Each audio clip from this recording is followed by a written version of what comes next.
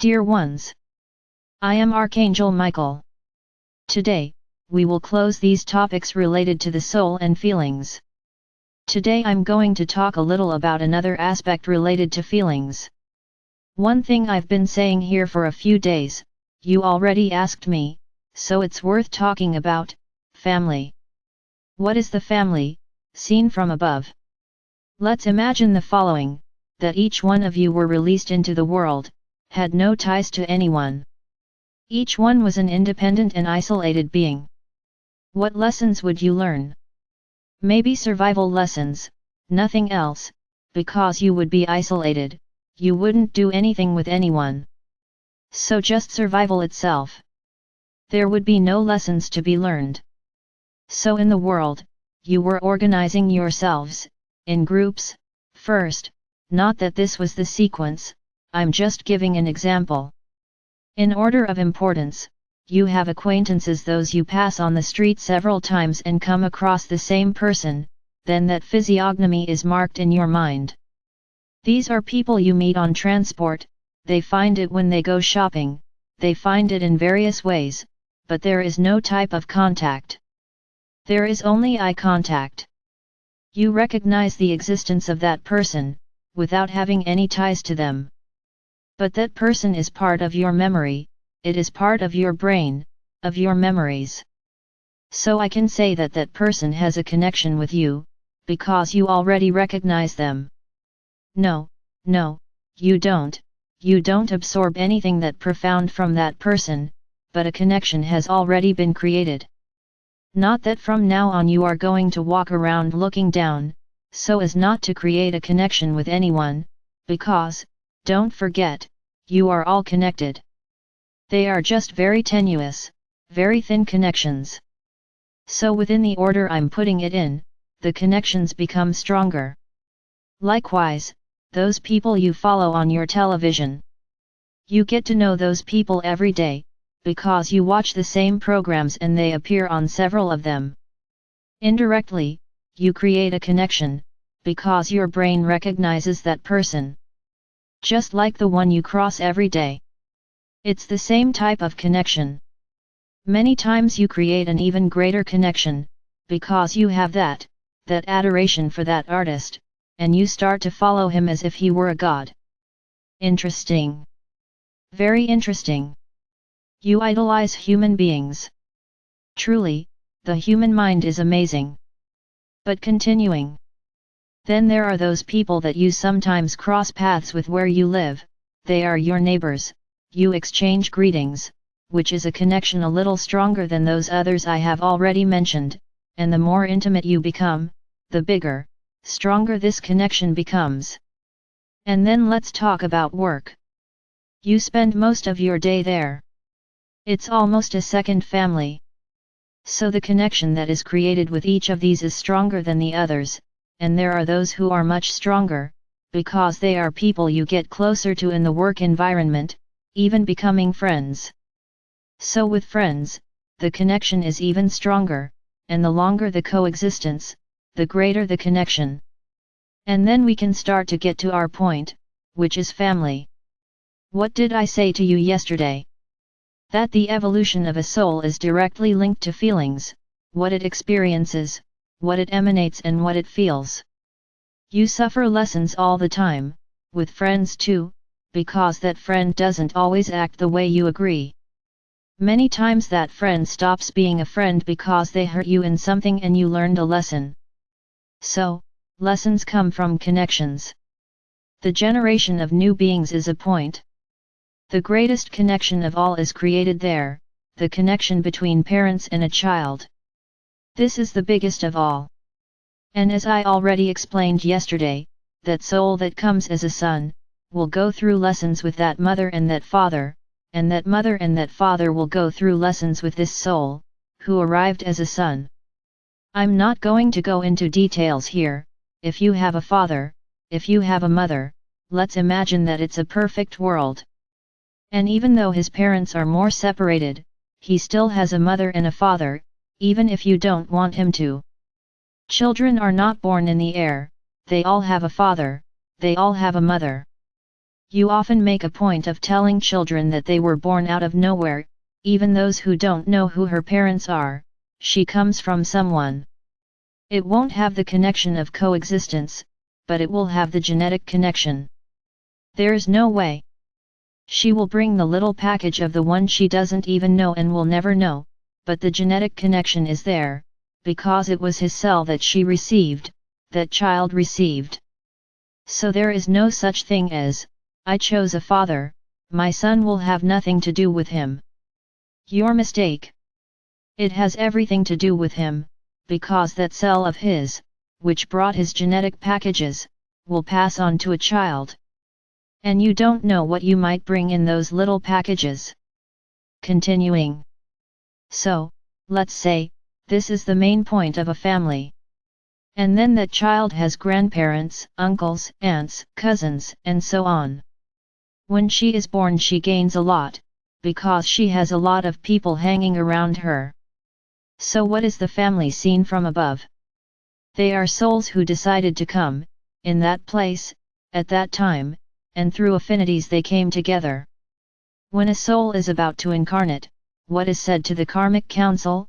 Look, I want to come into a huge family.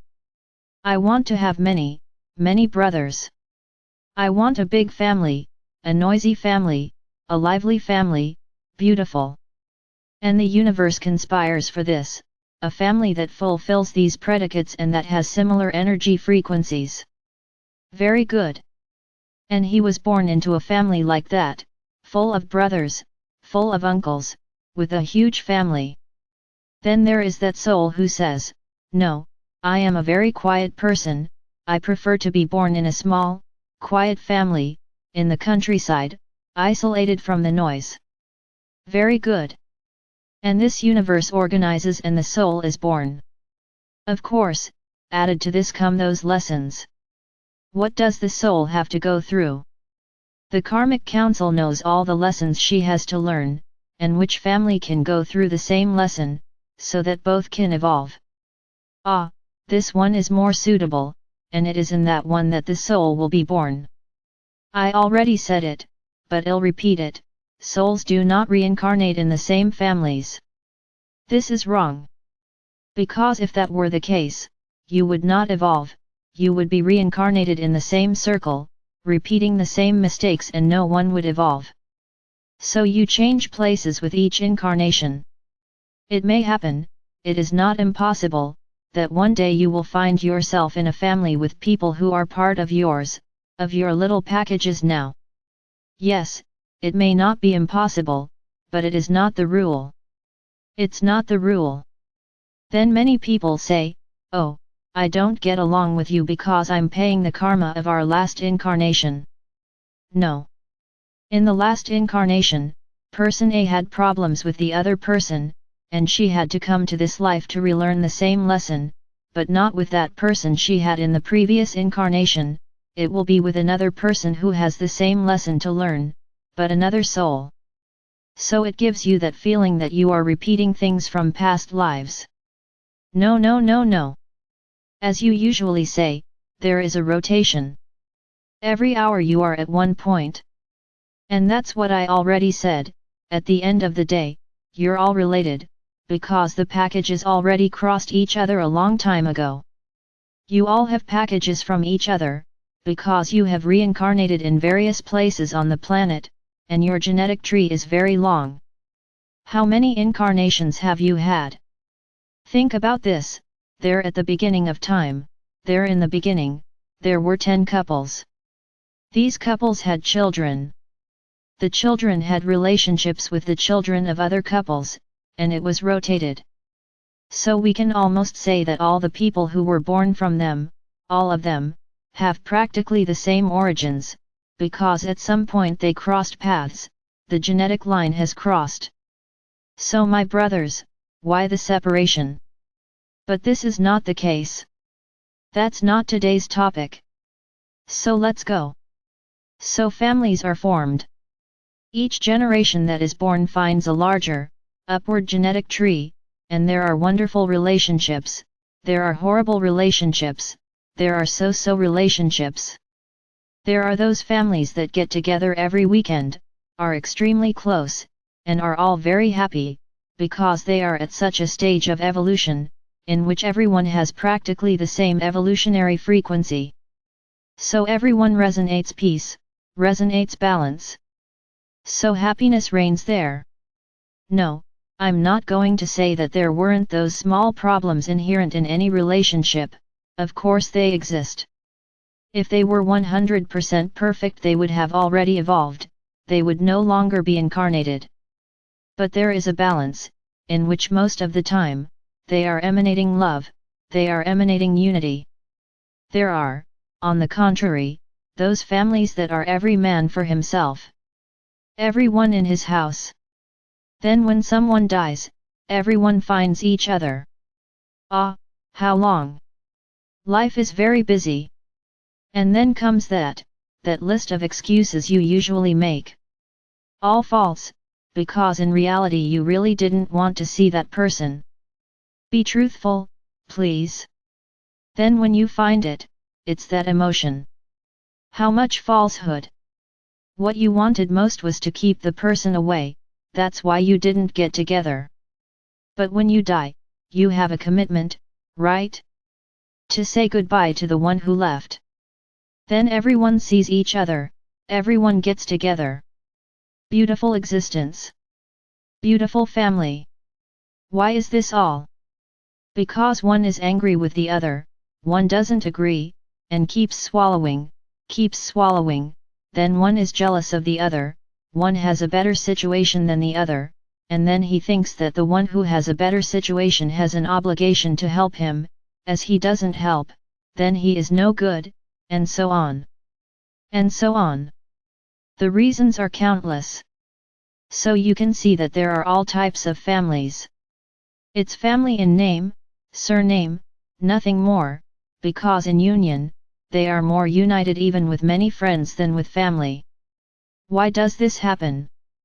Because the degree of evolution of these souls is not the same. So there is an energetic dissonance. Those that are more evolved usually don't get along very well with the rest, because the very structure of the soul keeps it away so that it does not become contaminated. No, do not be angry with your souls. This is normal.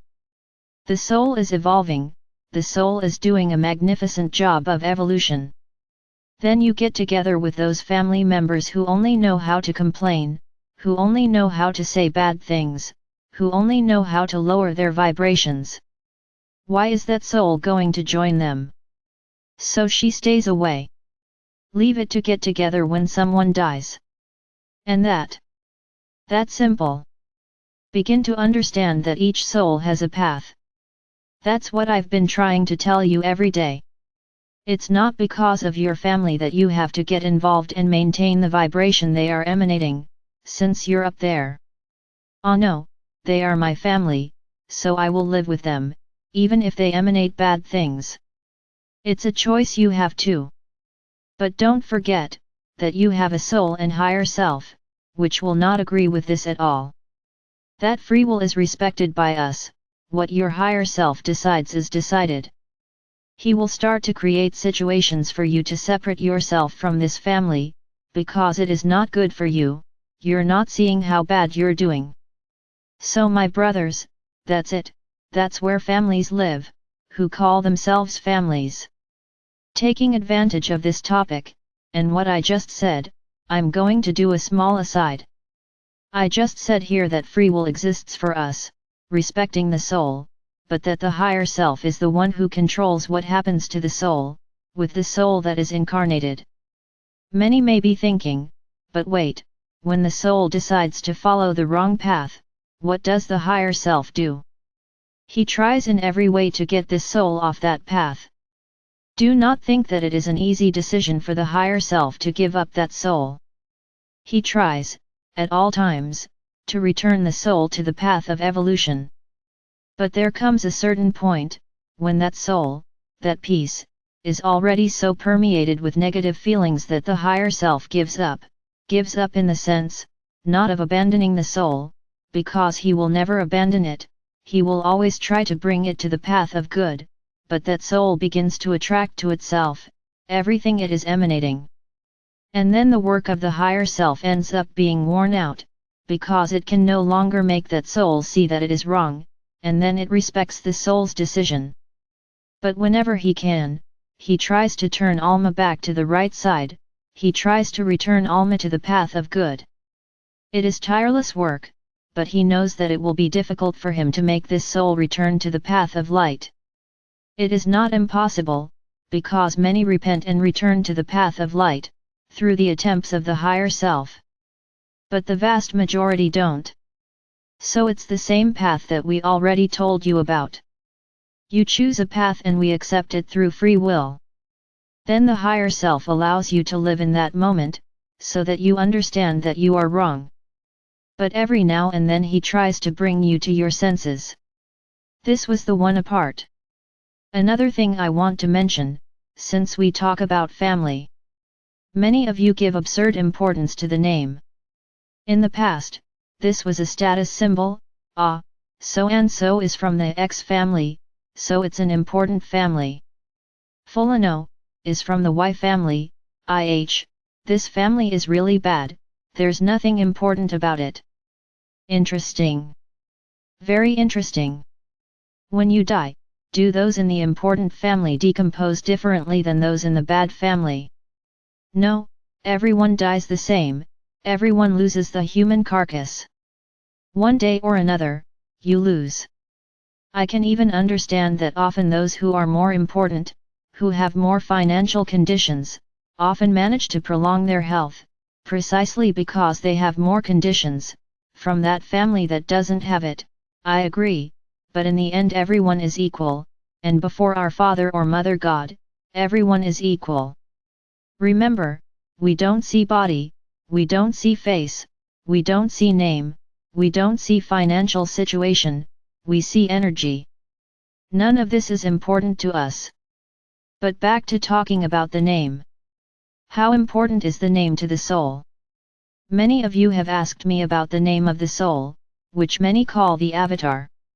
Yes, the soul has a name, the soul is a multidimensional being within the universe, it has a name, because it needs to be identified in the universe. Like this? Does the universe know each being that exists? Exactly. This is not out of control. Each soul that is created receives a unique name. This is why you often ask the name of the avatar of the soul, and we are a little reluctant to answer, because two souls can even have the same name, visually, for you, they're within the third dimension, but for us, each name is a different energy, and is pronounced differently. So why keep telling you the name? I can say that one avatar has the name A and the other person's avatar also has the name A. And then you will ask yourselves, what do you mean, two souls with the same name? But for us, that A of the first soul has a different energy, it is not pronounced like A, nor is the other one. For you it is an A, but for us it is not. Then each soul receives an energetic name, which often has no pronunciation in their language, because they are names created by our Father or Mother God, and are not repeated. Each soul has a unique name. It is as if it were a document of the soul throughout the universe, where it is found, when you want to find it, because everything is catalogued. I'll say it like this so you understand. Let's say that there is a large database in the universe, and that all souls are registered there, and where they are, it is marked, and every piece of every soul, in the same way. Many with their mouths open. That's right, my brothers. So you can see that that name is a very complex name, which sometimes comes out as an A in your language, but it is not an A in the universe. It has a whole structure, so it cannot be duplicated, the soul is unique. Very good. So, you here on the planet and on other planets too, you name people, the beings that are born. And then you choose a bunch of names, using the most varied criteria possible. Some choose it because that name demonstrates energy, demonstrates power, demonstrates superiority, others invent names that are highly complicated in every respect, in which the being who will receive that name will suffer a lot because of the name. But you don't think about that, right? You only think about satisfying your own ego. Ah, I'll use the name I invented, and damn whoever is going to receive that name, because he will suffer a lot for the name you gave him. But that's not important to you, right? You only think about yourself, they don't think about the other. Selfishness is enormous. So you create names, surnames, first names, a lot of stuff, to form the name of an individual, of a being born on that planet, on that star. This name transforms into energy in the universe. It is as if this planet also had a database, where all the names are placed and linked to that piece of that universal soul. And then you created the mechanism for changing women's names when women get married. Very interesting. What happened to the name that was in that database? Did he cease to exist? No, he did not cease to exist, it is he who exists. This was a device for domination, to take away the power of women, of the feminine being, the power of feminine energy. Because as she changes her name gets lost in space. And what happened to her name? So it's as if that piece, that soul, had two names, or more, because this continues to prevail in today's world, and this only takes away the energetic strength of your name. So, in anything, any energetic work, that you do, never stop giving the name you were given when you were born. This is your name in the universe, the others are small appendages that were attached to that piece of your soul. It's as if they don't have much value, because your name is the one you received at birth. There are those cases in which those absurd names, which are given to children, are now allowed to change the name. Another problem. It is also another appendix, which is placed on that name, because the energetic name is that of birth. Be it good, be it bad, be it beautiful, be it ugly. It is your energetic name in the universe. Not that the others aren't worth it, they are valid, but they do not have the energetic intensity of the birth name. So whenever you are going to do anything, that is energetic work, that deals with the energetic, spiritual part of you, it is your birth name, never the current name. So understand, the problem you cause your children when you give them these names. The problem you women cause when you change your name. Yes, no, I'm not going to say here that this harms you, no, it's not that it's harmful, but that new name you gained has no energetic value for the universe, it had to be placed in that piece of your soul, because it now represents you, but it does not have the same energetic power as your birth name. Yes, it is by this name that you are recognized in the universe, that piece of your soul is recognized in the universe. But what about the repeated names? How is it? The repeated names, each one is linked to a soul. So for the universe they don't repeat themselves. What comes first is the name of the soul, then comes the name of the piece, then it will never happen again. And then many may ask, what about the power of the name? This is real. Yes, of course it is. I already told you that words have power, the names too, for sure. The name, that word that represents the name, because it is nothing more than a word, it has a charge of energy, we can say so that you understand, you have a crystal inside your body, and when you are named, if it is a strong name, that crystal attracts good energy, attracts the energy inherent in that name. So this is already a starting point for your journey. You are already emanating good energy to the universe through that name. Now if it's a complicated name that you invent, and that will cause a lot of problems, that's exactly why it causes the problem, because it is a name with practically zero energy. So he will attract all sorts of problems, precisely because of the weak energy he has. So be careful, my brothers. Be careful with the names you choose. It's not seeing a name written on a wall, and I'll put that there. Try to find out what it is. Suddenly you are using a name from another language that represents something very bad, but you thought that word was beautiful, and you gave it to your son. You've already condemned him to have problems, because that name won't attract good things. So see how important you are in your children's journey, starting with the name you choose.